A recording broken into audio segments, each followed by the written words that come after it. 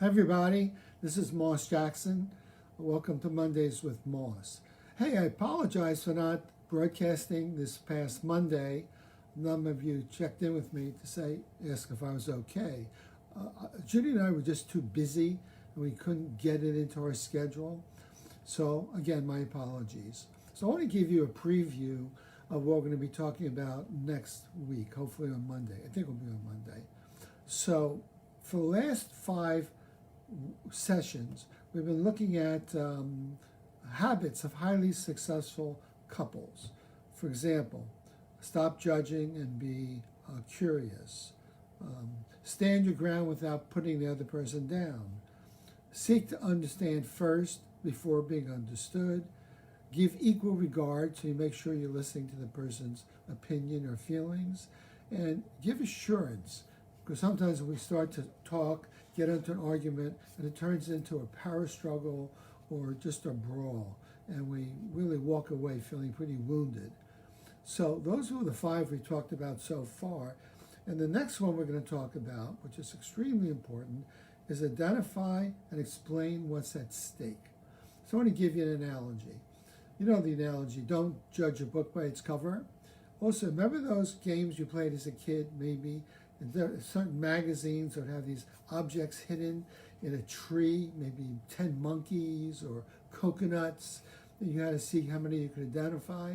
So basically, it's when you have an upset, being thoughtful that maybe the upset is not the real issue. There's something under the upset that you got to get to, which if you do, you stand a much better chance of staying out of the power struggle and just, being gracious, generous, and figuring things out. So the question is, how well can you really explain the underlying reasons for your upset or probe and understand your partner's upset? For example, when in the middle of an upset, I heard a couple recently say, hey, I think I just figured out why this bothers me so much. I'm worried that, and then she filled it in. I'll give you an example. So I'm seeing a couple, and he likes to spend time with his friends, and she likes to spend time with him. So there's a conflict because she's not getting all the attention she wants, and when she pushes to spend time with him, he feels annoyed and micromanaged maybe. So recently he spent some time with his friends, came back a little late. She was really, really upset and started to give him a tongue lashing. How can you do this? You're always staying out late. You never call me. Now what happened? It triggered him to say, get off my back, and it turned into an argument. But as we were talking, and I was doing some coaching and guiding them, she said, I think I know what the real issue is here, why I get so upset. I think it has to do with when I was a youngster, my father abandoned the family and we were left all alone. And I think all my life I've been worried about being abandoned again.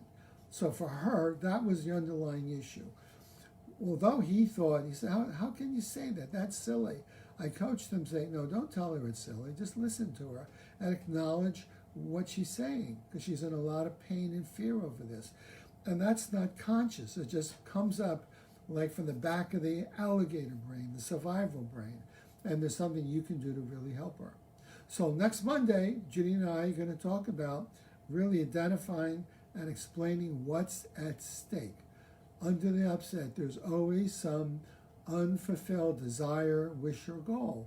Hope you can join us, and we'll see if this can be very helpful to help you and your partner, be it your spouse, you and your kid, you and a friend, you and a partner, to identify an upset, but get to the real cause that's bothering you, or him or her. Okay?